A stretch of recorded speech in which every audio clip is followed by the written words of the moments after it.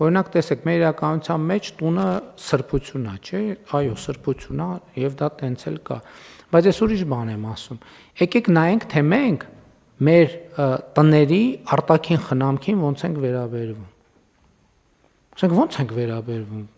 Ասենք դե մեր մոտ տենց կուլտուրա չկա, ասենք դու բան չունես, որ քո ցանկապատը շուռեկած ժանգոտած է կամ չգիտեմ ինչ, դու պրոբլեմ չունես դրա հետ։ Բացարձակապես խնդիր չունես դրա հետ։ Ասենք հələ դռնից ներս, այս մենակ բաների մասին չի խոսքը, բազմաբնականների մասին չի, առանձնատների մասին էլ է խոսքը։ Էլի եմ ասում, ես իմ աչքով եմ տեսել, պետությունը միլիարդներ է ծախսում,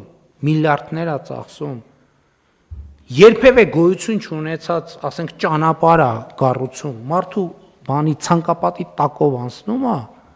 մարդը ալարում է, ասենք այդ շուռեկած ցանկապատը մի հատ sense գոնե sense անի,